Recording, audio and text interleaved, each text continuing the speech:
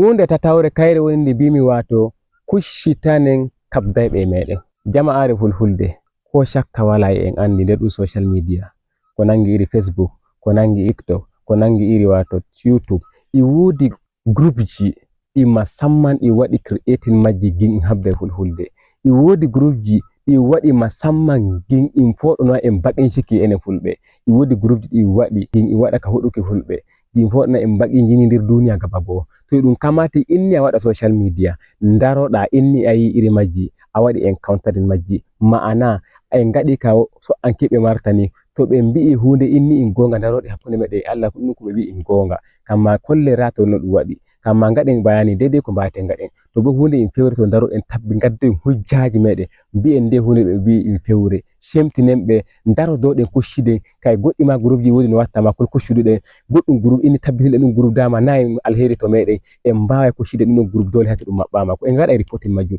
hundeji ɗo hon ɗi gaɗeten ko jiɗa en kushshidi goɗɗum nama en darake en gaɗanama ɗum enen koye meɗen to Allah lamiɗo jaɓi ko mbiɗen en dara ko dow goɗɗum to en mbawa magen ɗum ayna komai fof hay goɗɗo magata ɗum amma e wodi ko mbawata maga mimma e wodi ko mbawata maga goɗɗo ma e wodi ko wawata maga to gam ɗume en gaɗata kokari ɗum ko mbawaten magen mbi'en magi ɗum iri ɓe ha ɓe gurtoto ɓe gaɗa ka huɗuki fulɓe iri ɓe ha ɓe gurtoto ɓe gaɗa ka metuki dow fulɓe iri ɓe ha ɓe gurtoto ɓe gaɗa ka wonnanke en inɗe ɗum fuka ɗum kamati kamni ɓe gurtoy fuka inni a waɗa social media e matsima ɗum pullo daroɗa moƴƴina ko daroɗa mbi'aɓe gonga ko daroɗa gurtoɗa mbi'aɓe peway kamma gaddoa hujjaji ɗi duniya gaba go kowa rara tabbitina cewa kanɗon ka ɓe mbi'i fewre daga nyannan bo kama ɓe garta mutu ngala amfani to duniyaru in nangiri ɓe fewre ana ko ngeni fahimtoɗen ɗo misali goɗɗo wurto wi'a fulɓe fu no wuyɓe fulɓe fu ka wato en do'ayɓe rewɓe fulɓe fu en cuuɗoyɓe duniyaru enen bo kamma hakkunde meɗen Allah en andi na en fulɓe fuka wallahi joni haka wodi fullo mo wujjata wallahi joni haka wodi fullo mo do'ata debbo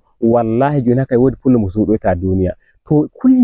hunde en andi innoho ɗu'um iɗum kamati gurtoɗen kollen cewa ɗo to ɓe mbiyata fulɓe fu innoho in fewre iɗum kamati gurtoɗen to en turanci ɓe gaɗi en godinanaɓe turanci en gurto gaɗen noho to bo en hausare ɓe gaɗi ɗum kokkiren ɓe amsa e hausare to in turanci ɓe gaɗi ɗum kokken ɓe amsa e turanci kongole leñol e wodi wonniɓe kamma kongole leñol e wodi ɓe barka non fulɓe kamma non kongole leñol Allah lamiɗo wallito e ɗum kanjum woni wato gurtoɗen kabden iɓen ɗo hon kabdayɓe meɗen en darodai maɓɓe ɓe godi en tabbitini ɓe godi tunde en tabbitini ɓe godi ɗum ɗo wato kanjum woni shawara tataɓum ɗum hokkata en matsayi meɗen gaɗaɓe social media nder habaruji ɗin fahimti nder Kenya en jaw wato hunde nayawre kayre woni nde mbimi nanu kaɓanay ɗoma nana kollay ɗoma amman ta hettindana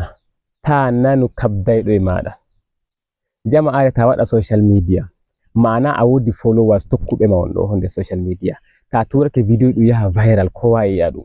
to waɗu ka raruki comment section maɗa ta rari kamma hay ta yi duniyaru ndu sendake guttulɗi ɗiɗi e wodi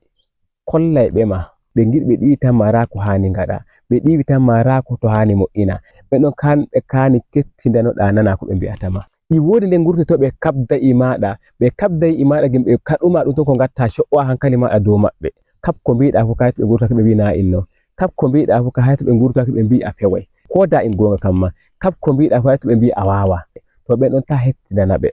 ɓe ɗon alɓe ɓe ɗon ta mararuɓe ɓe ɗon waɗu bo a yi'ata kota kota ko ɓe mbi'ata kota kota sai duy maɓɓe wallahi ɗum kanjum watta emi jinjinano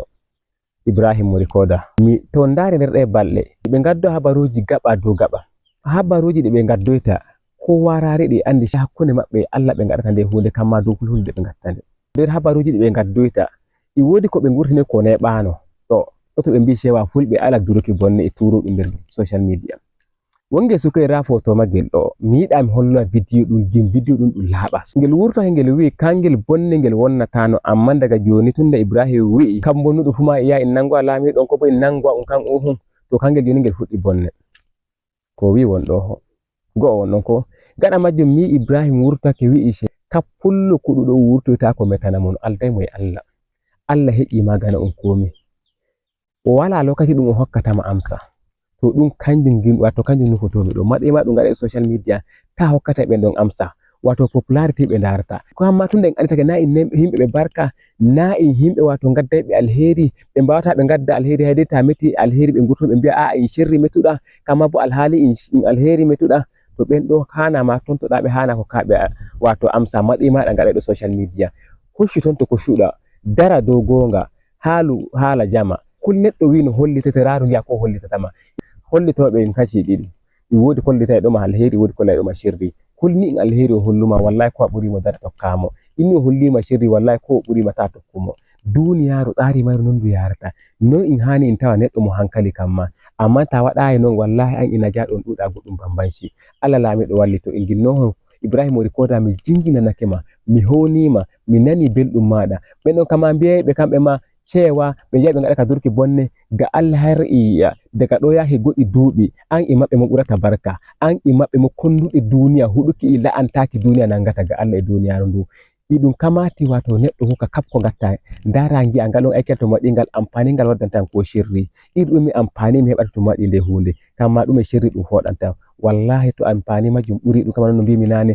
waɗu kokari gaɗa ɗum to sirri majjum ɓuri wallahi waɗu kokari ala ɗum an jayɗo wi'a en wonnai wallahi woɓɓe bonni sosai woɓɓe bonni har ɗin ɗi de'i na farko ɓe kawra la'antan duniya ɓe kawra kamai azaba Allah yande ɓe mayi hunde nde a jeyayi wallahi inde musulmiji ko inde kefero a jeyande ko to jahuɗa kamma tamiminde wallahi na inde maɗa kamma Allah zalumtatako kowa hayto Allah lamiɗo hokki haqqe muɗum kowa hayto Allah lamiɗo waɗani hukunci nyande mayi ginnohon Ibrahim mo rikoda a waɗani yan deidei kamma to ɗum waɗa discouraging maɗa waɗu continue an e iri maɗa umar en ɓe puka modibo ɓe kuroto ɓe puka gaɗe kokari dille dow lawol ngol ngol jawton dow maggol Allah no hokkai on nasara maki e moɗo ay dama e duniya wala naftama e wiya wato kenya ko gaɗata a heɓa wiɗoma a fewai e duniya wala ko gaɗata e wiya a heɓa wato wiɗoma a waɗa deidei amma han to en deidei gatta an e andi deidei gatta ɓe hankali fu e andi deidei gatta amma najaɗo mo wala hore mo wala hankali ɗum kamataki makkitinoɗa o hambi a hokkai on amsa yel panyel har joni dai ko ngel ji'oton e wodi to ngimi mo waɗi goɗɗum video kamma e mo wi'a cewa wato fulaku ɗo to Ibrahim en mbiyata fulaku yeso kanko a'a fulaku gaɗa ɗum o wujjanama nagge kamma pullo wujji nagge nge hen ginnon fulfulde gaɗa saboda no Allah lamiɗo taimako enen mbiyaɓe fulfulde fanna yeso kanko kamma ɗum ɗon kalma ɗum wi'ata fulfulde gaɗa o mo'ina to bo o mo'inta kalma ɗum o wi'ata fulfulde gaɗa ɗum tabbita dow mako kanko tan ɗum ala horiɓe fulɓe ɗum waɗa addu'a Allah waddu'a alheri an a waɗa addu'a Allah waddu'a sirri kamma en aldumano hon ɗum waɗata ko a woni mo ɗum ayu bayde we Allah lamiɗo taimako Ibrahim ɗum kamataki ma hokkamo amsa kamma mi andi a hokkamo amsa amma min mi hokkimo amsa madadi maɗa Allah lamiɗo wallito hunde jowawre nde hani gaɗa matsayi maɗa gonɗo nder social media kanjum woni wato waddoyta e hala ka gonga ko hunde nde gonga filata kamma wi'uki fewre ɗum anda ndaray ɗo ɗum social media en suudu mawndu kama no mbimi nden social media en suudu jajundu nden social media kamma wala iri mo wala to nder ginnon kap ko gaddoyta ko tabbitina a wodi hujja majjum kap ko gaddoyta ko koda in toyi yaruma a wodi a wi'ayra hujja maɗa kamma in gonga a wala shamman goɗɗo no wurtoto wi'a cewa e fewre harana a waɗi dawte nder ɓernde maɗa giɗɗum a tabbitini in gonga ginnohon kap ko gurtotoɗa fu a mbiya a matsayi maɗa gaɗa social media dara hayta a tabbitini in gonga ma kaɓe gurtinowaka tona non nyande go a nattay goɗɗum wato matsala ɗum gaɗata nadama dama a waɗano social media daga rimma Allah lamiɗo wallito en daro dow gonga hawtatake e fewre gonga hanka woni neɗɗo gonga hanka woni moƴƴinay ka neɗɗo gonga kama hanka woni wato ballitay ka neɗɗo amma fewre kayre rusoto neɗɗo kayre kama waddanta neɗɗo illa kappo gatta fu matsayi ma ɗum gaɗa e social media dara dow gonga hollu gonga ƴewtu gonga batu gonga no wallitete to Allah lamiɗo jaɓi jama'are ma wata mi juttina ɗum video sosai in nasiha ɗum ɗuɗa ɗum min ittu e nder habaruji ɗi kokkuɗon min nder mite ɗum min gaɗi kenya ginnohon en darano fulfulde ɗum gimi mi wi'a en ɗo kanjum woni wato enen gaɗaɓe social media en darano fulfulde en darano gonga en ballito fulfulde kamma toroɗen Allah lamiɗo wallito en to gonɗen fuka rayuwa kanjum dama kowa iri aikel muɗum rayuwa kanjum dama kowa iri tsari muɗum rayuwa kanjum dama kowa iri matsayi muɗum ginnohon enen ma matsayi meɗen ɓe gaɗaɓe social media tunda har en mbawi en gurtoto meten duniya yi'a to en daro ɗo hon en tirjo to en jaɓu goɗɗo wato danana en goɗɗon lawol Allah lamiɗo wallito en emi hawna on sosai ma en kawri kamma gonde wongel carel Allah lamiɗo wallito en. Dr. Ismail har joni mi wi'ata wato mi somi wiki lamiɗo sakanoma e alheri, a waɗi kokari sosai, non kamma ko moye neɗɗo wato giɗɗo yi'a wato fulfulde fanni yeso. Allah lamiɗo wallito en min higo moɗon, suka moɗon, bandiro moɗon, minyiro moɗon, mawniro moɗon, M Idris, inchallahu mi howni on sosai.